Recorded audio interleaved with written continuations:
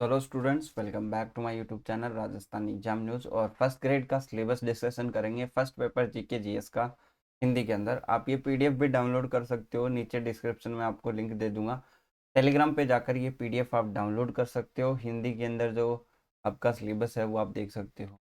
पहले बात करें सेट का जो एग्ज़ाम हुआ है की तैयारी के बाद, अगर आपको लगता है कि आपका सेट क्लियर नहीं होगा तो आप नेट के एग्ज़ाम्स दीजिए।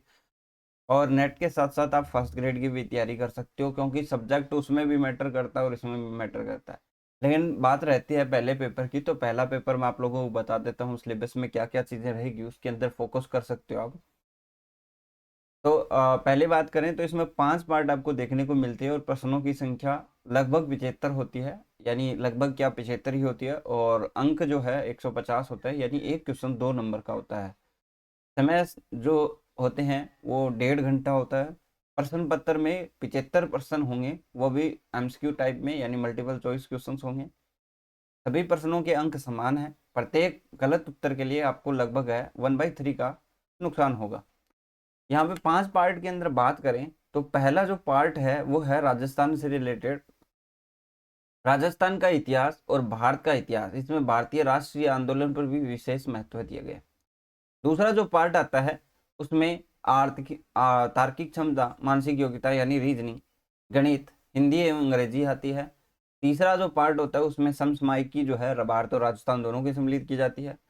चौथा हो जाए सामान्य विज्ञान, भारतीय संविधान और राजस्थान भूगोल का। और पांचवा जो पार्ट आता है वो आता है शैक्षिक प्रबंधन एवं प्रशासन का। हम स्टेप बाय स्टेप देखेंगे कौन कौन से पार्ट में कौन किस प्रकार के टॉपिक्स इंक्लूड किए गए हैं। तो यहाँ पे पहला पार्ट हम देखें भारत का इतिहास और भारतीय राष्ट्रीय आंदोलन पर विशेष प्रभाव। पहला आपका जो सब टॉपिक की बात करें तो गुप्त काल एवं मुगल काल के दौरान देखिए कला, स्थापत्यता, स्थापत्य एवं साहित्यिक विकास।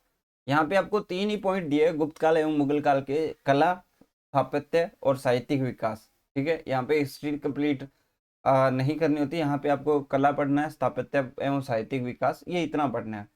1857 का स्वतंत्रता संग्राम, भारतीय राष्ट्रीय आंदोलन का उदय, भारत के प्रमुख राष्ट्रवादी नेता जैसे वीडी सावरकर, बंकिम चंद्र, लाला लाजपत राय, बाल गंगाधर तिलक, विपिन चंद्र पाल, चंद्रशेखर आजाद, भगत सिंह, सुखदेव, रास बिहारी बोस, सुभाष चंद्र बोस। नेक्स्ट पॉइंट आता है सामाजिक एवं धार्मिक पुनर्जागरण, जिसमें आपके राजा राम मोहन राय, दयानंद सरस्वती एवं विवेकानंद। नेक्स्ट पॉइंट आता है महात्मा गांधी। यहाँ पे सामाजिक एवं धार्मिक पुनर्जागरण है उसमें ही सम्मिलित है। महात्मा गांधी, जवाहरलाल नेहरू, वल्लभ भाई पटेल, मौलाना आजाद और भीमराव अंबेडकर के विशेष संदर्भ में राष्ट्रीय आंदोलन आपको पढ़ने होंगे। हम पार्ट 1 ही पढ़ रहे हैं और पार्ट 1 के अंदर भारत का हमने देख लिया क्या क्या पूछा गया है। राजस्थान की बात करें तो राजस्थान में प्राचीन सभ्यता एवं संस्कृति आपसे पूछी जाती है। तो पहला पॉइंट आता है राजस्थान की प्राचीन सभ्यता एवं संस्कृति, कालीबंगा, आहड़, गणेश्वर, बैराट, जो भी आपकी सभ्यताएं रही है राजस्थान के अंदर। फिर आता है राजस्थान का इतिहास। 8वीं से 18वीं शताब्दी में गुर्जर प्रतिहार, अजमेर के चौहान, दिल्ली सल्तनत के साथ संबंध, मेवाड़, रणथंभौर और जालौर। राजस्थान में मुगल, राणा सांगा, महाराणा प्रताप, आमेर के मान सिंह, चंद्रसेन, बीकानेर के राय सिंह और मेवाड़ के राज सिंह का इतिहास आपसे पूछा जाएगा। राजस्थान में स्वतंत्रता संग्राम का इतिहास जो है उसमें 1857 की क्रांति, राजनीतिक जागरूकता, प्रजामंडल आंदोलन, किसान एवं आदिवासी आंदोलन।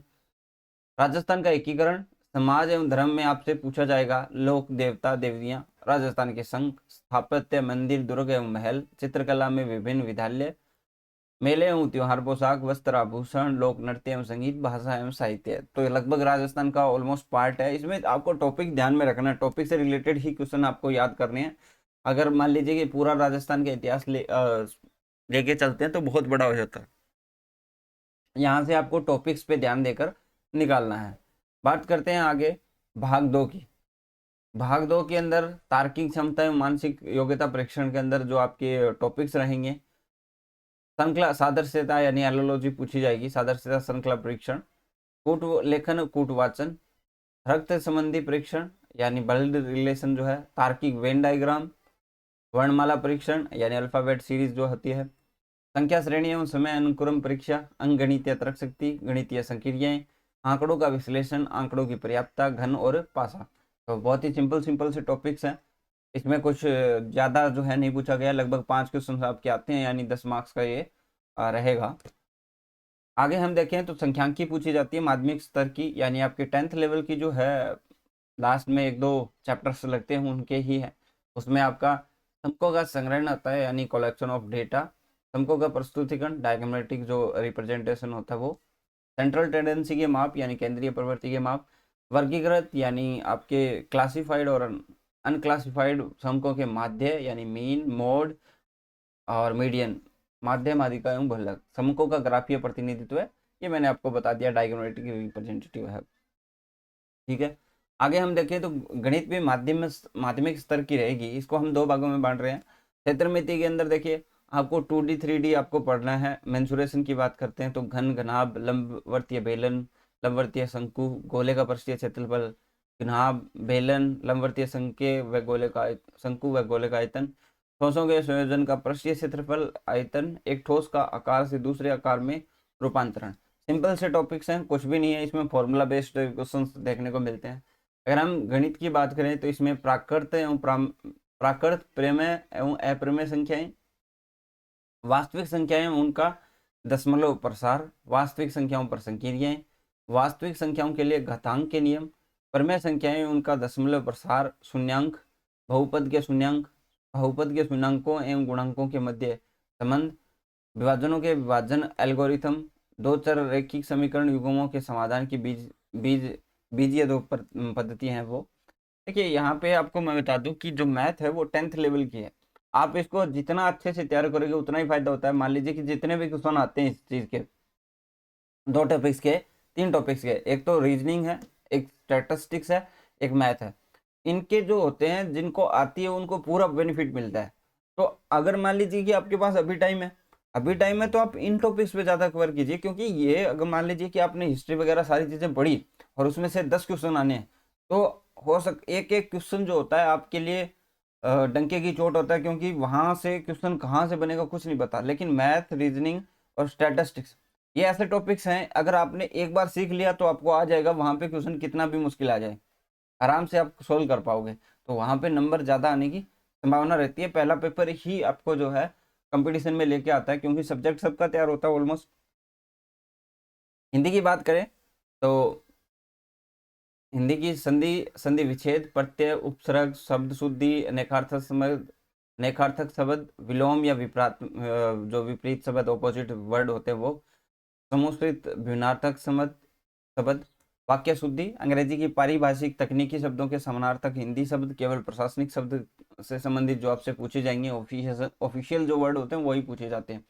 अंग्रेजी के अंदर tense, sequence of tense, use of articles and determiners, use of preposition, voice active and passive, narration direct indirect, correction of sentence, यहाँ पे एरर से question, sentence including subject verb agreement, degrees of adjective, connectives. तो लगभग जो आपके correction of sentence में verb, subject verb agreement से ही क्वेश्चन आते हैं। Glossary of official and technical terms with their Hindi version, antonym, synonyms, forming new words by using prefix, suffix, words often confused, यानी कंफ्यूज जो वर्ड्स होते हैं उनके बारे में। ठीक है, एंटोनियम सिनोनियम आ गया। तो हिंदी के से ही सारे हैं, जैसे आपको संधि विच्छेद पूछा वैसे ही सारे टॉपिक हिंदी के अंदर होते हैं, वैसे ही इंग्लिश के अंदर बेसिक्स सारे टॉपिक्स पूछे जाएंगे। अब आता है पार्ट 3, जिसके अंदर आपसे पूछा जाएगा करंट अफेयर। ठीक है, समसामयिकी पूछी जाएगा भारत और राजस्थान की, तो इसको आप अच्छे से तैयार कर सकते हो। देखिए जनगणना 2011, राजस्थान एवं भारत, जनगणना से हर एग्जाम में एक क्वेश्चन आता है, हर एग्जाम में। ठीक है, भारत में विकास के वर्तमान कार्यक्रम, राजस्थान के विशेष संदर्भ में। भारत में महिला सशक्तिकरण की योजनाएं, राजस्थान के विशेष संदर्भ में।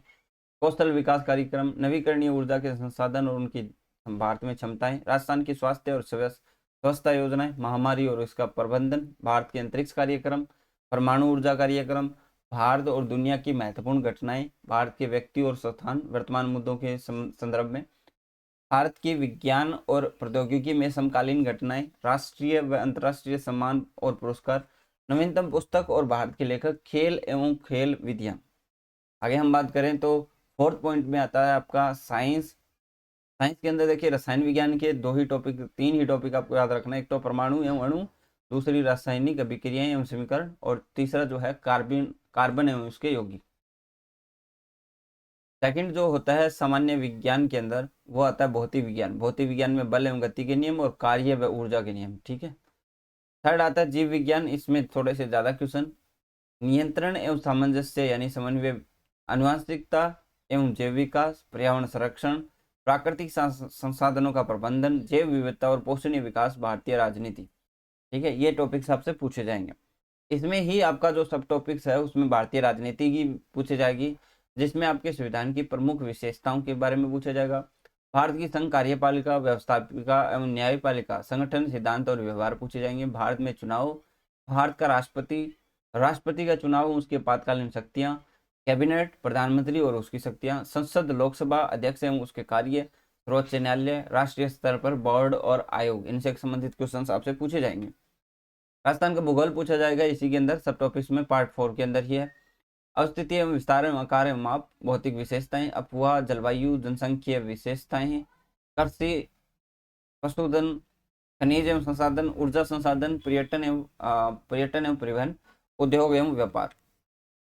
जो पांचवा जो पार्ट आता है वो शैक्षिक प्रबंधन से, भारत में शैक्षिक परिदृश्य, निःशुल्क और अनिवार्य बाल शिक्षा का अधिकार अधिनियम 2009। तो पहला इसमें पॉइंट आता है शैक्षिक प्रबंधन। इसमें संकल्पना, कार्य, सिद्धांत, शिक्षा में कुल गुणवत्ता प्रबंधन, टीक्यूएम, शैक्षिक पर्यवेक्षण और निरीक्षण, संस्थागत नियोजन और प्रबंध में नेतृत्व शैली। उसके बाद शैक्षिक परिदृश्य पूछा जाएगा, जो आपके रीट में भी इसका जो है टॉपिक जोड़ा गया था। इसमें देखिए SCRT जो state council of educational research and training है, BCR यानी board of secondary education Rajasthan, IASE institute of advance studies in education, diet के बारे में district institute for education and training, Rajasthan राज्य खुला विद्यालय के बारे में, राजस्थान राज्य पाठ्य पुस्तक मंडल, स्माइल यानी social media interface for learning engagement, state initiative for quality education, Diksha rise के लिए डिजिटल इंफ्रास्ट्रक्चर फॉर नॉलेज और शेयरिंग, शिक्षा वाणी, समग्र शिक्षा अभियान, शिक्षा दर्शन और निःशुल्क और अनिवार्य बाल शिक्षा का अधिकार अधिनियम 2009 के प्रावधान इसमें पूछे जाएंगे। तो ये था आपका पूरा कंप्लीट टॉपिक। यहाँ से अगर आपको समझना हो कि हमें किस तरह जो है सिलेबस को बांटना है और किस तरह हमें पढ़ना है, पहली चीज तो ये दो चीजें हैं। राजस्थान को आप कंप्लीटली बांट सकते हो, राजस्थान के टॉपिक्स अलग से लिख सकते हो। पहले लिखिए राजस्थान का इतिहास और संस्कृति, ठीक है। इतिहास को अलग कर सकते हैं और संस्कृति को अलग कर सकते हैं। इतिहास की बात करें तो राजस्थान में इतिहास के संबंध में सिर्फ आपको क्या करना है, पुरानी तो सभ्यताएं आ जाएगी, फिर उससे आगे बढ़ोगे तो आप राजस्थान का इतिहास 8वीं से 18वीं शताब्दी हो जाएगा, यानी आपका जो है मिडेवल हिस्ट्री और जो आपकी है एंशियंट हिस्ट्री आ जाएगी इसके अंदर। तो फिर आपके मॉडर्न हिस्ट्री भी पूछा गया, 1857 की क्रांति से संबंधित जो है उसी टाइम का जो है टाइम पीरियड का, तो ये तो हिस्ट्री का हो गया। फिर राजस्थान का एकीकरण भी मॉडर्न हिस्ट्री के अंदर आ जाता है। फिर उसके बाद आपका जो संस्कृति है उसमें समाज एवं धर्म के बारे में पूछ लिया गया है। जैसे देवी देवताएं पूछ लिया, संत पूछ लिए, मंदिर दुर्ग महल पूछ लिए, चित्रकलाएं पूछ ली, उससे विभिन्न विद्यालय संबंधित वो पूछ लिए, मेले एवं त्योहार, वस्त्र एवं भूषण, लोक नृत्य एवं संगीत, भाषा एवं साहित्य, ये चीजें आपसे पूछ ली। यानी आपका राजस्थान का इतिहास और संस्कृति यहीं पे कंप्लीट हो गया। फिर उसके बाद राजस्थान से जो है भूगोल भी पूछी जाती है, उसमें कुछ टॉपिक्स आपके सामने रहेंगे। ये टॉपिक्स हैं, ठीक है, राजस्थान का भूगोल, जिसमें अवस्थिति, विस्तार, आकार एवं अपार, भौतिक विशेषताएं, अफवाह, जलवायु, कृषि, पशुधन, खनिज, ठीक है, ये सारी चीजें आ गई। यहाँ तक तो समझ में आ गया कि आपको संस्कृति पूछ ली, इतिहास पूछ लिया, भूगोल पूछ लिया, ठीक है। इससे संबंधित राजस्थान का करंट अफेयर भी आपसे पूछा जाएगा, ठीक है। राजस्थान का करंट अफेयर आ गया, यहाँ पे क्लियर है। राजस्थान अब आपका 4 भागों में बंट गया, हिस्ट्री, संस्कृति और करंट अफेयर और भूगोल, 4 भागों में बंट गया। अब भारत का हम देखते हैं, भारत के अंदर आप आओगे तो भारत की हिस्ट्री, इतने से टॉपिक्स हैं, ये फिक्स टॉपिक्स हैं, यहाँ से आप बस इतना ही पढ़िएगा, ठीक है, कंफर्म टॉपिक है। भारत के अंदर इसमें आपका जो है एंशियंट हिस्ट्री आ गया, यानी गुप्त काल एवं मुगल काल पूछ लिया, कला स्थापित है स्थायित्व। फिर उससे आगे बढ़कर आपको मिडेवल में लिया 1857 का, ठीक है। और मॉडर्न के अंदर जो है ये नेताओं के नाम है, जो है जो हमारे राष्ट्रवादी नेता हुए उनके बारे में, सामाजिक एवं धार्मिक महात्मा गांधी से पूछ लिया, तो सब कुछ आ गया इसके अंदर, ठीक है। कंप्लीट हिस्ट्री से ये हो गया। हिस्ट्री के बाद आपको जाना होगा, आप हिस्ट्री में बांट सकते हैं इस टॉपिक को, भारत का जो है उसमें से हिस्ट्री बढ़ गया। हिस्ट्री के बाद आप करंट अफेयर को बांट लें, भारत का करंट अफेयर, भारत की हिस्ट्री, भारत का करंट अफेयर। उसके बाद आप भारतीय राजनीति इसको बांट लें, polity, history, polity, current affair, यहाँ तक आपने बांट लिया।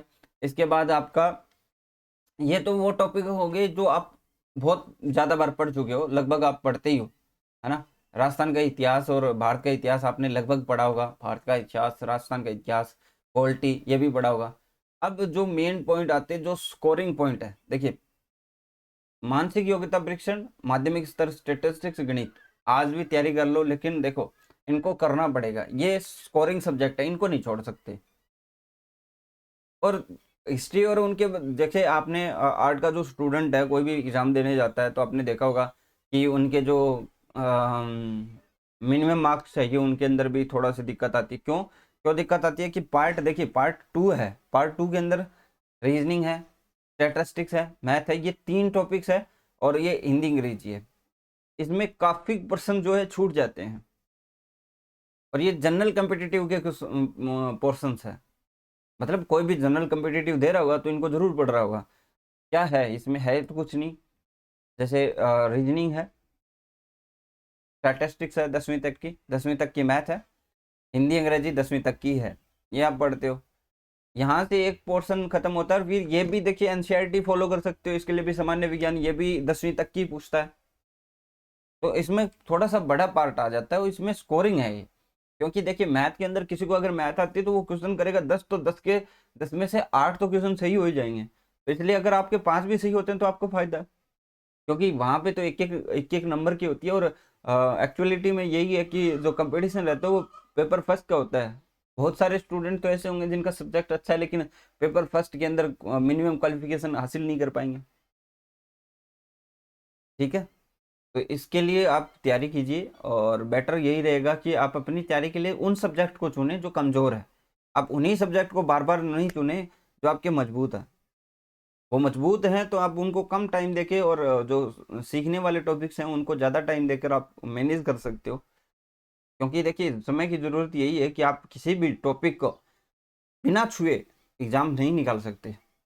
और कुछ ऐसे टॉपिक्स जिनको, जैसे अगर मान लीजिए कि मैं इसकी बात करूं, शैक्षिक प्रबंधन, इसको इतना सारा पढ़ने के बाद कहाँ से क्वेश्चन आएगा कोई पता नहीं है।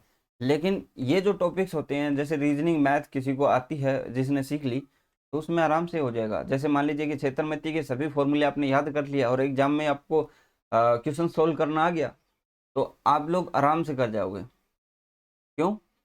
क्योंकि वो फार्मूला बेस्ड है। आपको जैसे ही क्वेश्चन दिखेगा उसमें से आपको पता चल जाएगा कि इसकी लेंथ ये है, विड्थ ये है, हाइट ये है, रेडियस दे रखा है, पैरामीटर दे रखा है, तो उससे हो जाता है ना।